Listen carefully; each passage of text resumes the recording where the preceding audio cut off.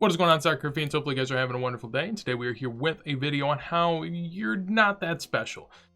Not to be, not to be harsh, I'm sure you're a great person. But in terms of collecting and what you buy and this and that, and a lot of people hopping into the hobby just want to go out and buy some things. They buy some low-numbered stuff. They buy some autos. They buy some, whatever's hot in the moment. Maybe people like some inserts with bubbles on it. Maybe people like some, colors that come out from behind someone, or it says kaboom and they, there's a bunch of prismy things going on. Like, there's a lot going on in the hobby right now, and I just want to say that just because you collect something that's low numbered, looks different, this, that, and the other, you're really not that special.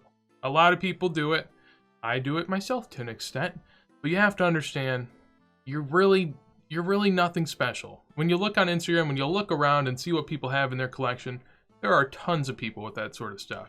More people have that sort of stuff than have real, vintage, absolute grail collections. Like, more people have the flashy stuff that's sort of fake rather than the real collectible things that, stand the test of time. So, just wanted to make a video talking about that and kind of going through an example that I feel like is very, very interesting. So, in a world where I guess a lot of these production companies are trying to, splice off as much of the market into small segments as they can so that they can't really compare their niche to another niche and they all feel special in their own way. Everyone's got their own little participation trophy in their segments. At the end of the day, what they're really trying to do is make as much money for them as they can. And the best way to do that is by having everyone be, faked out into thinking that they're special and they have something no one else does, when in reality that they don't. And so over time, the way you have to look at it is, in 5, 10, 15 years, will people actually truly care about what you have compared to what someone else has? And maybe they will, maybe they don't, but you have to look at it from that scenario and understand what's the rationale as to why. And as you can see up on the whiteboard right there, nostalgia is typically a lot of what drives this stuff. And whenever you have so many of these niche, small segments where, honestly, kids and a lot of younger folk can't even afford it, like, what's going to drive your segment so much more so than everyone else's? And that's a question I feel like a lot of us need to ask ourselves. So I found a comparison that's in another market, but I feel is still applicable. So we will go on over and we're going to talk about Pokemon. So yeah, probably not what you expected. Of course, this is a soccer channel. The Pokemon, you don't even have to know anything about it. I'll explain it and you'll understand it perfectly from what I'd assume. Basically, Pokemon, they release a few sets every year, and if you look back in time, I mean, these are all of the sets they've ever released. They have a lot of sets, and this is just English. There's Japanese sets, Japanese promos, American promos, all that jazz. There is a ton of stuff, and so in the last few years, they've really sort of honed in on the idea of, hey, if we make these special cards that they're not numbered, but they're a lot lower pop. They're very hard to hit. If we make this is going to add another segment to the hobby. So I'm going to take a peek at Fusion Strike right here, which is the second to last set, and then Evolving Skies, which is the fourth to last set. And these are two that came out in the last year, and this is essentially something where back in the day, all you had was holos. All you had was a regular card or it had a holographic. Now you have a regular card, you have this V card up here, which has like the black border and says V on it, has some icons. You have this V Max card, which is a even better version of the V card. Then on top of that, if we get down towards the bottom, so this is like the regular set that's going on here. And then once you get to the bottom, this is like the extra parts of the set. There's so many freaking cards. I mean, my God. So then down here, you have alt arts. So you have like this VMAX that's different than the other VMAX because it looks different, like it's drawn differently. Then you have a rainbow alt art, and then you have that for all these different ones. And essentially you can tell what's going on. They splice it up like they do the sports card market, where they're like, all right, so you got this base level stuff, then you got the silver level stuff, then you got this numbered stuff, then you got this numbered stuff that looks different. And at the end of the day, are people going to care? So I'm just going to scroll through this real quick so you can get an idea. You're really not going to have to pay too much attention. Just look at the price tag. So this card right here looks pretty cool, but for $100, $200, I'm not buying it. This card right here, $100, $200, I'm not buying it. you know, this card right here, $100, I'm not buying it. And so essentially with this set, like, you have so many cards that are just worth so much because they just run it a little less on the print run. And so $100 right there, you know, $15 right there. You get the idea. There's just, I mean, in the rare section of this set alone, I'm sure there's probably $1,000, $2,000 at least in those sort of crazier cards. And you got to also keep in mind that Pokemon, as I said before, releases like 3 or 4 sets a year. So if they're releasing, you know, 3 or 4 sets a year, there's a lot of different alt arts. Each set to collect probably $2,000 to $3,000, I would imagine, somewhere in there. And then you got to do 3 to 4 sets. So each year you're spending 10 grand if you want to get the full set. And realistically, these are pretty heavily printed. And so I mean, even like some of the regular cards that you can get up here, for example, we'll go with this Mew VMAX up here. Even this card, I don't know what it is. Between 10 and 40 bucks, I'd say probably closer to 10, because you want to go with the eBay price. So 10 bucks for that, sure, whatever you say. That's a very common card compared to what I was talking about before. That's why it's so much cheaper. So I want to go back and compare it to something of the past. There's also the same thing with this Evolving Skies set that I said we were going to go through, but I think I've made my point that essentially look at all these rainbowy things, look at all these like cool looking arts that are different, and look at these gold things down here too, because you got to look at, so there's just so many different ones. And at the end of the day, even the ones that are very common, like I said before, they can be $5 to 10 bucks for just some of the common cards. So now let's go back to an old set. For example, we'll go to, where do we want to go? We'll go to XY right here. So this is 6, 7 years ago, somewhere in there. And as far as the XY, if we look through this set, essentially just scrolling around, this is sort of the regular cards up here that aren't crazy rare or anything. And then there are the EXs down at the bottom, which are sort of the main hits of the set. And if we look at Venusaur and Blastoise, which personally resonate with me the most and probably most of the Pokemon community, considering they were in the first generation of Pokemon, if you look down here, this Venusaur EX is worth $30 to $40. The hit of the set from 6 to 7 years ago, one of the hits of the set, is worth $30 to $40.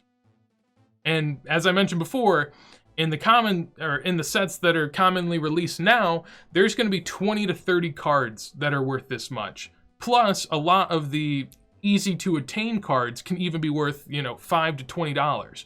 And this is one of the best cards in this set from 6 to 7 years ago, and it is worth $35 to $40. Now, it might be in a little worse condition, but you also have to imagine that once we've gone through this boom in the last year or two with cards in general, the amount of cards printed for these modern sets of Pokemon, but you can also relate it to sports cards, the sets printed in the last few years are so much higher than the amount of supply that was printed 5 to 7 years ago when cards weren't as, you know, heavily sought after.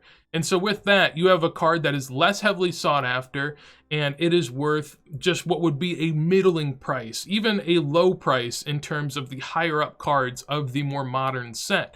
The same thing goes for the Blastoise that's also located in the set. I got to go over to him. Personally, my favorite Pokemon, so I gotta give the homie a shout out. But he's, you know, maybe $40 to $60, probably closer to 40 since eBay price is 45. And so again, one of the hits of the set is worth sort of the low end of the newer sets. And sure, they're less printed in the new sets, but I'm sure if you combined all of those together, all of the less printed cards, you would collectively get what is a higher printed card than what we have here with this Blastoise and Venusaur. And that's my point. That's really my point. And to hammer that home even more, I went back even another couple years in Pokemon sets. This one was a couple years before the last one, and this Reshiram and the Zekrom were basically like the 2 hits of the set right here. Down at the bottom, you have a lot of reverse foils and all that jazz up here, but these were the 2 main hits. And looking there, this card is worth $20 to $40. This card is worth $20 to $30. And these are hits of the set from 8 years ago, maybe even higher. I don't think it has the, it doesn't have the release date on here, but a good while ago. And these cards are worth less than some of the cards that you see today. They're worth less than basically all of the scarce cards from today. And I mean, even if you had the more common rares from today, you could add a few of those together and that would equal one of these. And these things have aged. They've seen their cycles in the market. And essentially, this is my example that I can then compare to the sports card market, because it's a lot harder to compare, I guess. With Pokemon, just because, even though it's had a boom, there's so many Pokemon cards scattered throughout that they all have, I mean, they've seen relatively a jump up in price, but you don't have just an absurd hike that is almost unmeasurable. With a lot of other items in the sports card market, that can be the case, and it can be hard to compare. But with Pokemon, they have this just consistent release schedule and sort of a consistent theme in their sets. And what it allows you to see is that over time, the cards that used to be heavily sought after, like as I was showing a second ago, those main hits from those sets are $20 to $40, maybe $50. I find it hard to believe that back in the day that they would have been $3 to $5 cards. If they're one of the hits of the set, and if they were a $3 to $5 card, what's the point of opening it? Like, why would you even buy it? So given that that is not the case, I'm sure, and I've been in a lot of Pokemon forums, I've seen stuff. I don't know the exact prices on this, but I understand that this is the trend, and it makes a ton of sense because it translates. It makes so much sense, because at the end of the day, you know, markets, just because you are in a different market doesn't mean you can't relate what you learn to another market that you're in. And with sports cards, I see this happening the exact same way. Everyone's trying to make up their own narrative as to why this set is the big thing, why this insert's the big thing, why this, you know, player style card is the big thing, why you should have golds is the only thing to buy, why you should... Everyone's trying to make these narratives, but at the end of the day, take a step back. Look at these cards and think, in 5 to 10 years from now, why would I buy it? And whenever we look in the soccer card market, how often do you see people going back and buying cards from 2010 to 2015? Most of the cards I see on my Instagram feed, I'm sure you see as well, considering, you know, like, rule of large numbers, they're not going to be that much different. Your Instagram feed and my feed aren't going to be that much different unless you're following a small amount of people. So everyone's posting all the new stuff. Everyone's hyping up all the new stuff. Everyone's loving all the new stuff. But what happens when more new stuff comes out? They move to that, and then they move to that, and then they move to that, and they just keep moving. They're not going to go back. They're not going to do the research. They're not going to grind like you or I can. And with that, they're probably not going to do as well. And at the end of the day, if you're a collector, it doesn't matter. You buy what you like, and you sit on it, and you enjoy it. But if you're someone that's trying to maintain, you know, secondary market value, buying new stuff is typically not the way to go, because it's at almost the peak of its height. Well, that's pretty redundant, but it's at the peak of the hysteria that will be there for that card. And then in a few years' time, probably goes down. And then if it's truly a long-lasting card, it'll go back up and you'll do good. But what happens if it's not? And even if it is, you still got to go through that down period, unless it's some prospect that's just, you know, coming out and showing out like an absolute star. Maybe you don't, but you got to get lucky for that. So just want to talk about that today. I felt like that was a fun topic and sort of something that has been on my chest for a bit, and I want to share it with you guys. So hopefully you enjoyed. If you did, make sure to leave a like. Also, on top of that, if you want to see more videos like this as soon as I go live, make sure to subscribe and let me know what you're thinking down below. Do I make sense? Do you hate the Pokemon talk? I know it's a different market and I brought it in. Hopefully you enjoyed it. If not, I'll never bring it up again. That's fine. However, I'm assuming it makes sense to you guys and you guys can rationalize that. So would love to hear your thoughts down below. But with that said, hopefully you guys have a wonderful day and peace.